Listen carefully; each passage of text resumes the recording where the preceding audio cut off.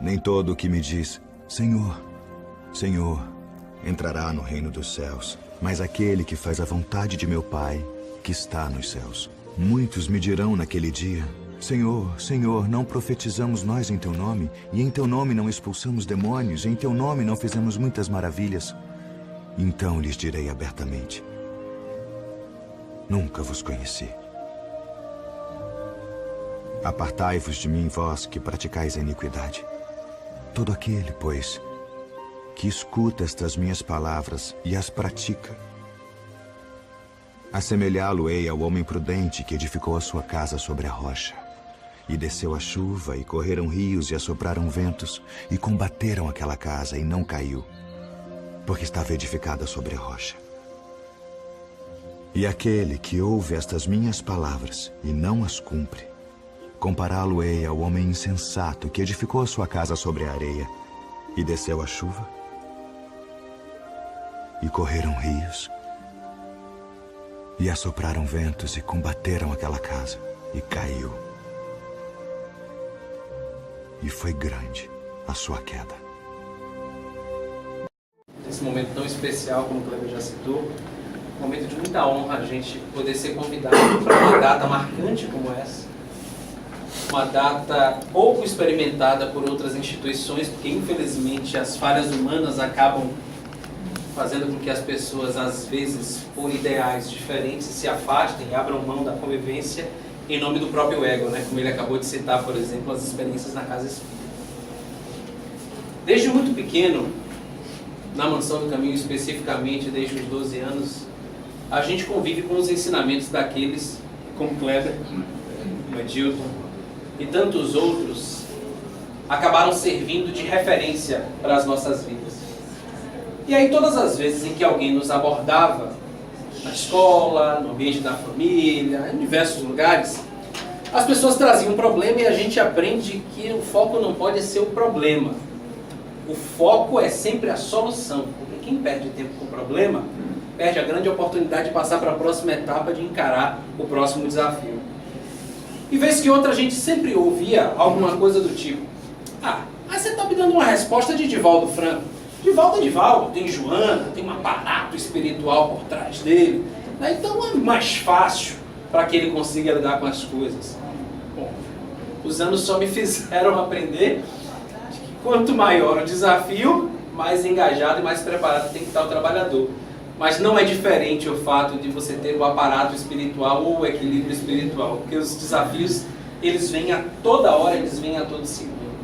Mas por que a gente está falando isso? Por que eu escolhi falar disso logo nesse início? Há poucos dias, assistindo um vídeo na internet do palestrante, do Rossandro Klinger, ele lembrou de uma frase que lá na mansão a gente já ouviu diversas vezes de tio Divaldo e ouviu de nossos coordenadores, quando todas as vezes algum de nós está meio fraco, claudicante, ou quando a gente recebe um desafio novo. Eu fazer palestra? Eu ser colaborador, fazer a prece? Eu distribuir a água? Eu ser responsável pela chave do centro? Não, pelo amor de Deus.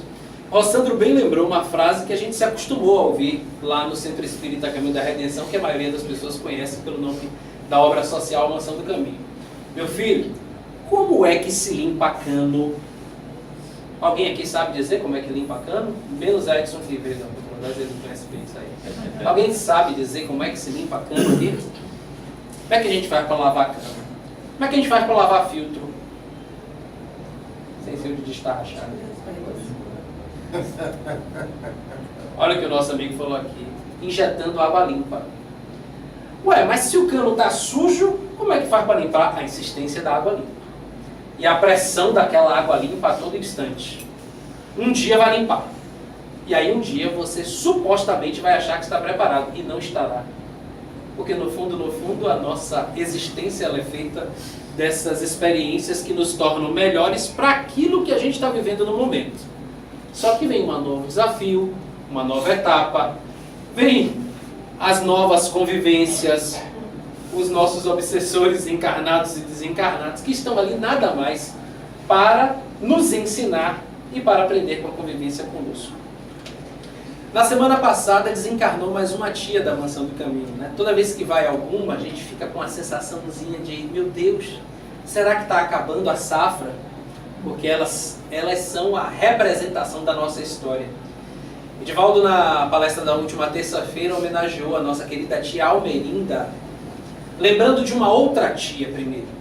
Víamos conversando no carro, falei, que bom que você lembrou disso, vamos falar disso, vamos.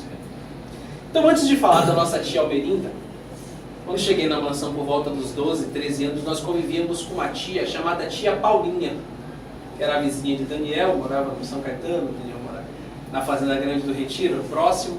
E tia Paulinha era aquela senhora que passava o dia todo na cozinha da caravana Alta de Souza. Ela, por questões práticas, vestia uma farda como se fosse uma funcionária da instituição, um avental da instituição, e ficava para lá e para cá, atendendo aos pedidos dos coordenadores e de quem chegava, né? Às vezes o trabalhador espírita, o trabalhador cristão chega na casa espírita, e aí às vezes ele traz uma patente lá de fora, e aí ele se sente no direito de dar ordem, né? Então aquela senhora que estava ali há mais de 40 anos, prontamente com a bandejinha a mão para trás, servia um, servia outro, servia um, servia outro.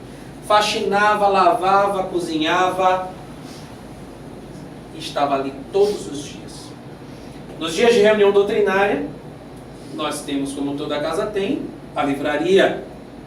Mas ela pegava exemplares da revista Presença Espírita, colocava no braço, pegava mensagens de Joana de Ângeles, que eram distribuídas gratuitamente, chegava do lado e dizia, boa tarde, minha filha, tudo bem?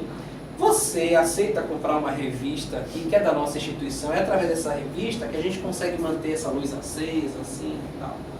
E às vezes a pessoa chegava na casa por primeira vez e o único contato humano que a pessoa tinha de alguém falando consigo diretamente era daquela senhora que passou o dia todo, era uma senhora idosa, que passou o dia todo lavando, cozinhando, passando, esfregando o chão, para muitos desavisados, e que de noite tomava o banhozinho dela e estava prontamente arrumada com o seu saião, falando, parece que a gente está vendo aqui na frente de novo. E tia Paulinha fez isso por anos. E quando nós da Juventude Espírita começamos a ajudá-la na tarefa, a gente percebeu o quanto ela ficava incomodada, porque era a preocupação. Será que estão achando que eu não estou fazendo corretamente? A preocupação do cristão de se renovar, mesmo fazendo as mesmas coisas, a mesma tarefa, mas sempre com o objetivo de se melhorar. Felipe, você está se demorando demais falando sobre tia Paulinha. É porque a gente está falando sobre iluminação. Os anos se passaram e a nossa querida tia Paulinha desencarnou. E Divaldo, coincidentemente, voltava de mais uma longa viagem pela Europa. A instituição superlotada, e as pessoas, quando Divaldo retorna de viagem, aguardam que ele conte como é que foi a tarefa espiritual, as coisas que ele viu, as coisas que ele aprendeu, experimentou. Normalmente é uma reunião um pouco mais longa. E Divaldo abriu a reunião descrevendo como o espírito Joana de Ângeles recebera tia Paulinha no plano espiritual. E descrevia a entrada dela no cenáculo do Centro Espírita Caminho da Redenção, já desprendida do corpo material, um ser iluminado. E eu falo, chega a me arrepio. Naquele momento eu estava do lado de minha mãe e disse assim, e agora quem dava as ordens, como é que fica?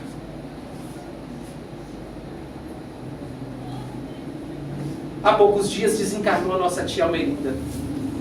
Diferentemente de várias outras tias que moram na mansão e são dignas pela escolha que fizeram, tia Almerinda, diferente de todas, era uma empregada doméstica antes, que conhecera o Centro Espírita Caminho da Redenção, porque os seus, então, patrões, pessoas que a retiraram da roça e ofereceram-lhe um trabalho dentro de casa, ainda bem menina, aquelas coisas que a gente, com fé em Deus, não há de ver mais, graças aos tão criticados direitos humanos, né? Porque a gente achava que a gente ajudava pegando uma pessoa na roça e dizia assim, não, é porque não tem condição de viver na roça, vamos botar aqui em casa, aí ela vai fazendo as coisas pra gente e a gente vai ajudando. E no fundo, a gente sem perceber que a gente estava escravizando o ser humano, né? A intenção é muito boa, mas de boas intenções Eu não ouvi. De boas intenções. O inferno também. Não tenho medo de falar não, porque o ditado diz assim.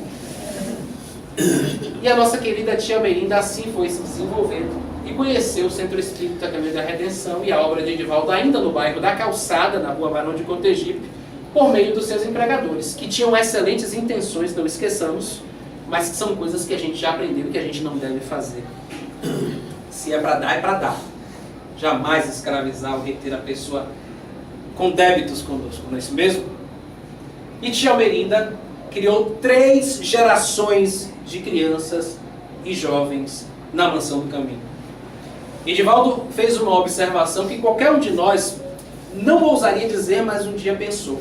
Porque tia Melinda tinha pouca escolaridade, mas era a primeira a chegar no evangelho, que era realizado às 6 da manhã na casa. Já muito idosa e de moleta, todos nós, às vezes, íamos na casa levar alguma coisa 3 da tarde para voltar na nossa residência, fazer qualquer outra coisa, para retornar ao centro às 8 da noite, quando é a hora da palestra doutrinária.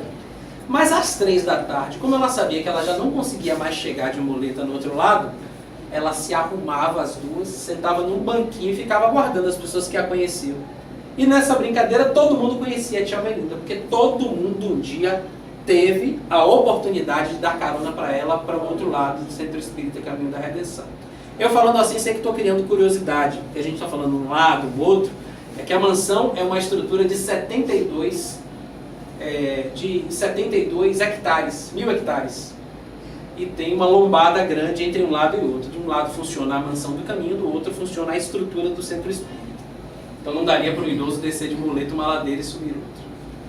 E tia Melinda desencarnou. E Edivaldo voltou a dizer, talvez, mesmo com tão pouca escolaridade, e compreendendo tão pouco do que nós falávamos aqui na casa, de forma tão rebuscada, da ciência e da filosofia espírita, talvez tenha sido a melhor mãe dos filhos adotivos da Mansão do Caminho, dada a sua dedicação e a sua disciplina com a causa espírita. E aí vocês vão perguntar de novo, mas por que você está falando dessas coisas tão simples? É porque todos nós devemos ser simples. E se perdemos esse caminho, precisamos urgentemente nos encontrarmos de novo. Não é porque falamos publicamente nesse momento, Kleber lembrou de forma muito pertinente isso, não é porque agora estamos aqui falando para os amigos numa data festiva, que isso nos faz melhores do que ninguém. Particularmente a mim, em meio a pessoas tão mais experientes, com certeza isso não faz de mim melhor. Porque sabedoria, bem disse o espírito Marco Prisco, por meio da psicografia de Edivaldo, sabedoria é a sua capacidade de saber conviver com as pessoas e conhecê-las. Mas iluminar-se, essa é a capacidade de conhecer-se. E até onde eu aprendi, essa tem sido a mais difícil. Alguém discorda? Conhecer-se é muito difícil.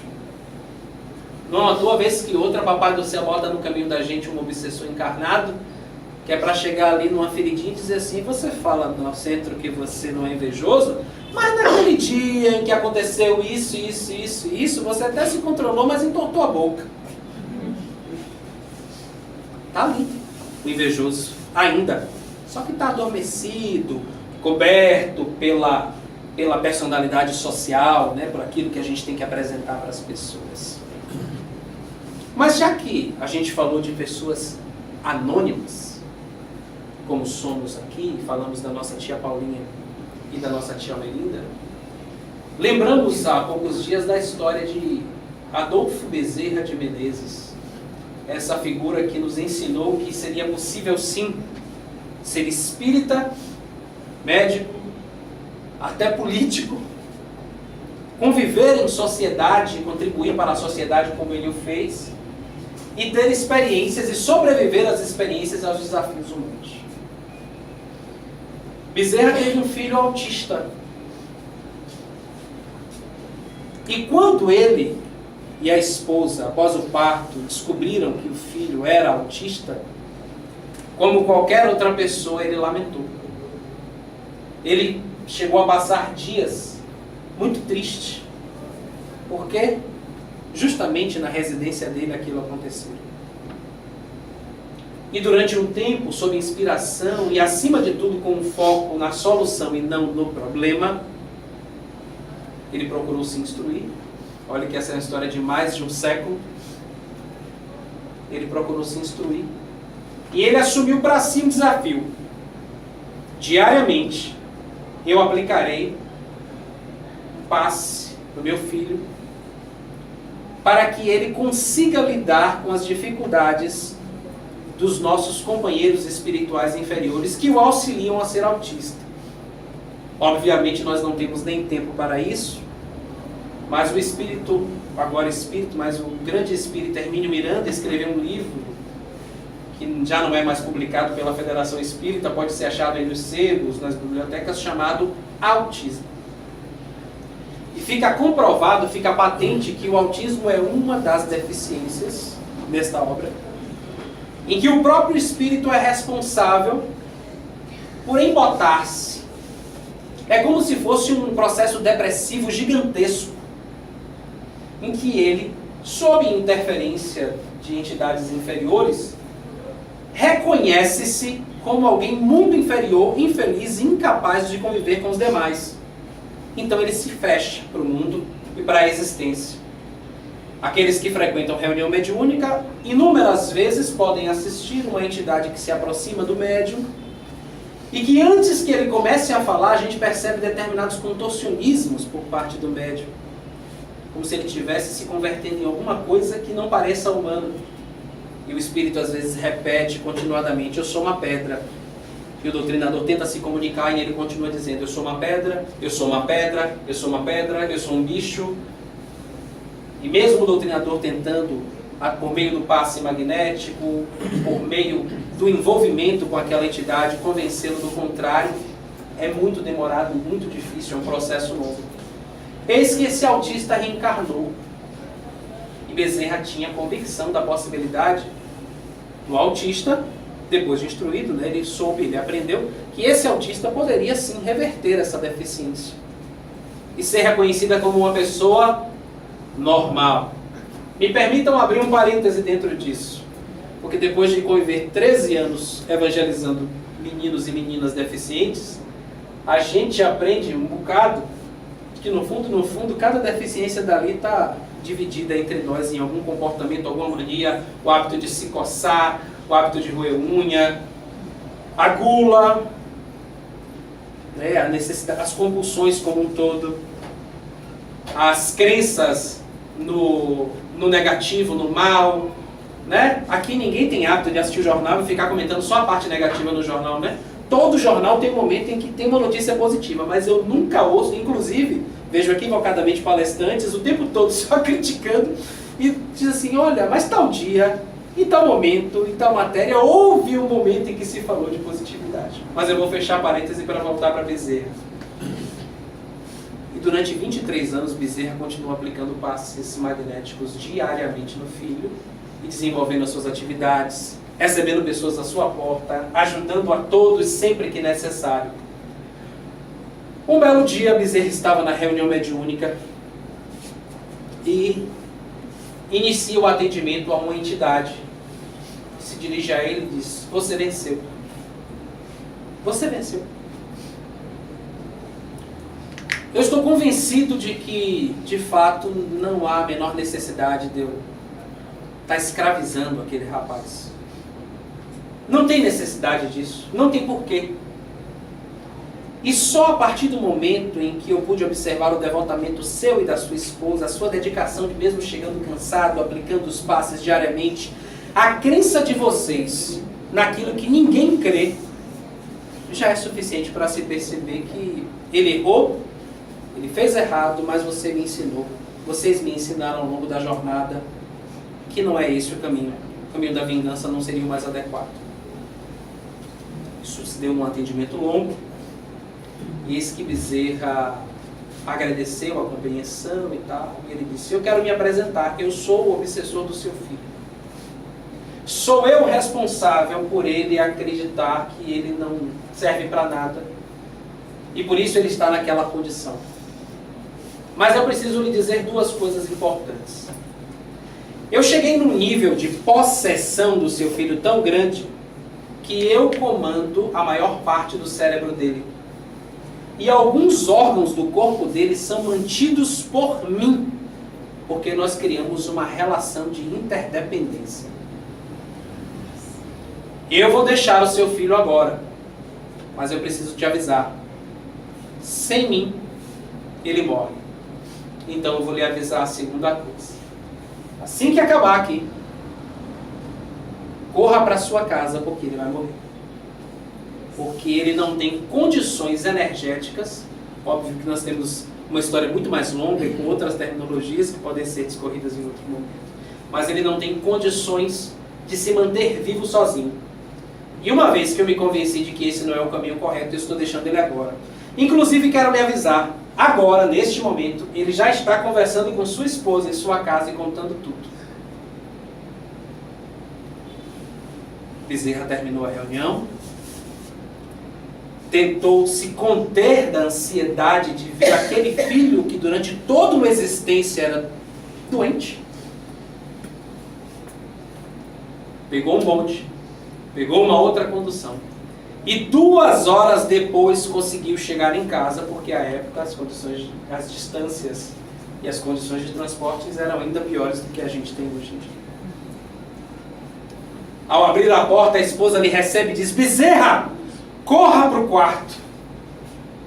E quando ele chega no quarto, pega os filhos nos braços, o filho olha fixamente para os olhos dele e diz: meu pai, muito obrigado. Desencarna.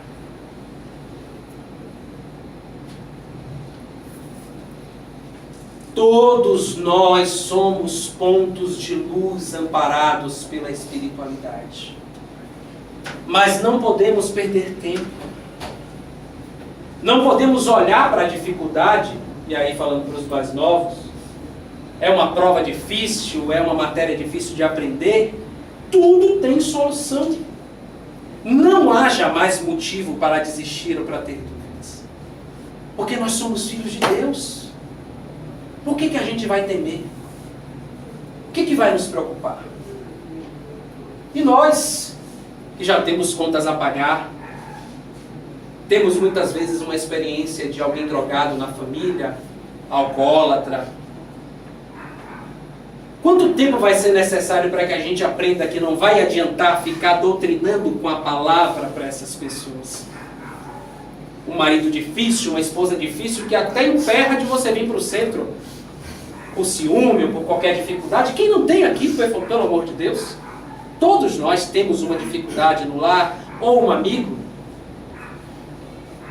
Qual é essa luz a qual a gente está falando aqui por quase 1 hora? Que luz é essa? É a nossa capacidade de nos transformarmos. Ninguém vai ficar perfeito da noite para o dia. E ao mirarmos Jesus, Madre Teresa de Calcutá, Chico Xavier, Divaldo Franco, Irmã Dulce, Martin Luther King Jr.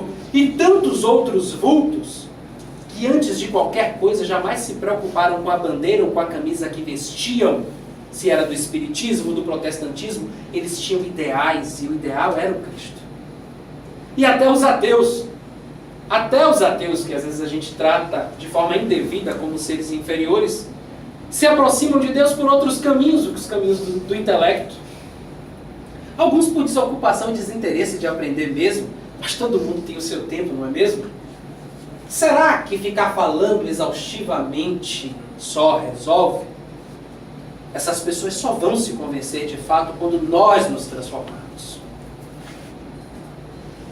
E é por isso, meus irmãos, que não à toa a experiência e a escolha de um tema para um dia tão marcante desta casa, a escolha de um tema desse em um ano tão difícil da convivência das pessoas, por motivos do mundo. Tivemos um ano eleitoral dificílimo e não nos cabe aqui falar sobre o elemento partidário deles. Mas é nossa obrigação falar nesta e em diversas casas que não dá mais para que a gente simplesmente deixe de gostar das pessoas porque pensam diferente de nós. O que fez Jesus, então, sem ser um elemento deste globo? O que Jesus tinha a ver com as batalhas políticas da sociedade e foi morto por causa disso? Por que nós nos achamos melhores porque temos uma inclinação política diferente? Eis que a eleição acabou e tem gente ainda avaliando se vai para o encontro anual da família para encontrar aquele parente chato que vai falar de política. Ao invés de ser justamente aquele que diz, não, eu estou buscando a autoiluminação e eu preciso ser diferente. Mas nem por isso eu vou ser melhor do que ninguém. Mas eu serei diferente, eu darei melhores exemplos. Quer melhor exemplo do que o silêncio? Porque desde pequeno eu cresci ouvindo. Quando um não quer,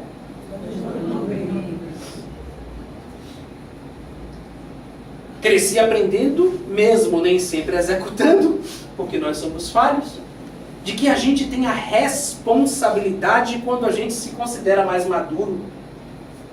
E sairemos por essa porta aqui embaixo realmente ainda com dúvida se devemos abraçar o nosso próximo porque não votou como nós votamos? Há casos inconcebíveis para o nosso processo de desenvolvimento? Há. Kleber citou a questão do próprio uma outra polêmica que paira nesse momento no ambiente espírita, relacionado ao João de Deus. Vamos parar de olhar apenas o negativo? Isso não quer dizer que nós faremos vista grossa para os equívocos.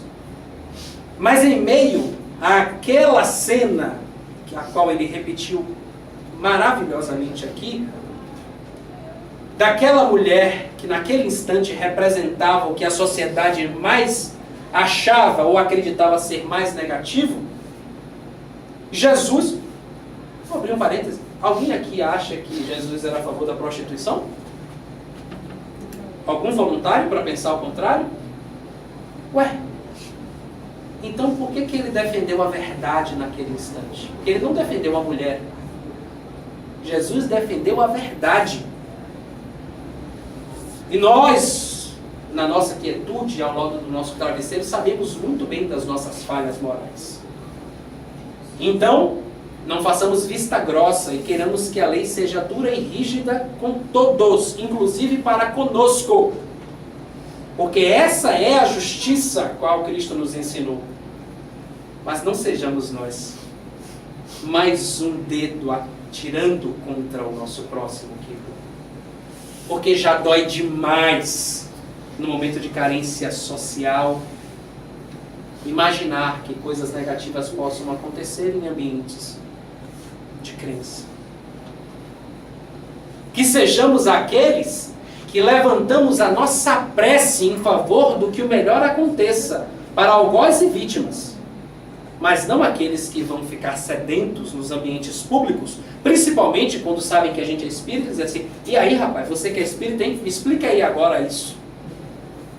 E aí eu vi alguns companheiros espíritas equivocadamente dizendo, mas na igreja católica também tem. Eu cutuquei e disse assim, o que você tem a ver com isso? Você não tem a ver nem o que acontece em outra instituição. Você não tem a ver nem o que acontece com seu irmão do lado na sua instituição. Cada um vai se responsabilizar pelo que quer, pelo que busca, pelos equívocos e acertos que cometeram. Nós, que sairemos por essa porta logo mais, comemorando 47 anos do Centro Espírita Cristo, Paz e Caridade, rendendo hosanas aos céus por estar próximo à data que a humanidade escolheu para homenagear o Cristo, lembrando que nesta terra, a Bahia, daqui partiu o movimento Você e a Paz, que é aquele que já traz grandes reflexos para o mundo, e que no mês de dezembro reúne os irmãos em torno de um pensamento único, que é o da pacificação. Nós agiremos diferente. E de nós não será esperada outra coisa. Dos outros, cabe a cada um deles fazer a sua forma. Desta forma, meus irmãos, nós gostaríamos muito de agradecer por essa oportunidade, por várias outras que nos já foram ofertadas, desejar felicidades.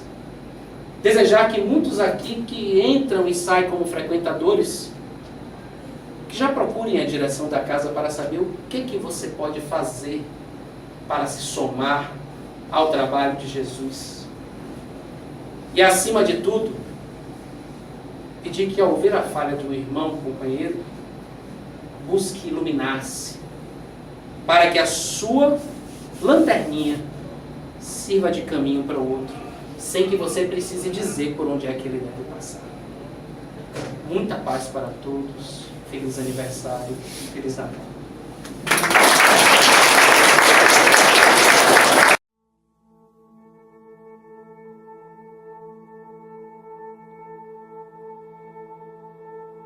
Não ajunteis tesouros na terra, onde a traça e a ferrugem tudo consomem, e onde os ladrões minam e roubam.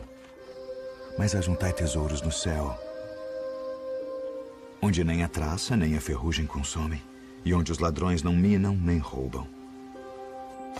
Porque onde estiver o vosso tesouro, aí estará também o vosso coração. Não julgueis, para que não sejais julgados, porque com o juízo com que julgardes sereis julgados, e com a medida com que tiverdes medido vos hão de medir a vós. E por que reparas tu no argueiro que está no olho do teu irmão, e não vês a trave que está no teu olho? Ou como dirás a teu irmão: deixa-me tirar o argueiro do teu olho, estando uma trave no teu? Hipócrita, tira primeiro a trave do teu olho, e então cuidarás em tirar o argueiro do olho do teu irmão. Pedi, e dar-se-vos-á. Buscai e encontrareis. Batei, e abrir-se-vos-á. Porque aquele que pede, recebe. E o que busca, encontra. E ao que bate, abrir-se-lhe-á. E qual de entre vós é o homem que, pedindo-lhe pão o seu filho, lhe dará uma pedra? E pedindo-lhe peixe, lhe dará uma serpente? Se vós, pois, sendo maus, sabeis dar boas coisas aos vossos filhos, quanto mais vosso Pai, que está nos céus, dará bens aos que lhe pedirem. Portanto, tudo que vós quereis que os homens vos façam, fazei-lo também vós. Porque esta é a lei e os profetas. Entrai pela porta estreita, porque larga é a porta e espaçoso o caminho que conduz à perdição, e muitos são os que entram por ela. E porque estreita é a porta e apertado o caminho que leva à vida, e poucos há que a encontrem. Acautelai-vos, porém, dos falsos profetas, que vêm até vós vestidos como ovelhas, mas interiormente são lobos devoradores. Por seus frutos os conhecereis. Porventura colhem-se uvas dos espinheiros, ou figos dos abrolhos? Não pode a árvore boa dar maus frutos, nem a árvore má dar frutos bons. Toda árvore que não dá bom fruto, corta-se e lança-se no fogo. Portanto, pelos seus frutos os conhecereis. Nem todo o que me diz, Senhor, Senhor, entrará no reino dos céus, mas aquele que faz a vontade de meu Pai, que está nos céus. Muitos me dirão naquele dia, Senhor, Senhor, não profetizamos nós em teu nome, e em teu nome não expulsamos demônios, e em teu nome não fizemos muitas maravilhas? Então lhes direi abertamente, nunca vos conheci. Apartai-vos de mim, vós que praticais a iniquidade. Todo aquele, pois, que escuta estas minhas palavras e as pratica, assemelhá-lo-ei ao homem prudente que edificou a sua casa sobre a rocha. E desceu a chuva, e correram rios, e assopraram ventos, e combateram aquela casa, e não caiu, porque estava edificada sobre a rocha. E aquele que ouve estas minhas palavras e não as cumpre, compará-lo-ei ao homem insensato que edificou a sua casa sobre a areia, e desceu a chuva, e correram rios, e assopraram ventos, e combateram aquela casa, e caiu. e foi grande a sua queda.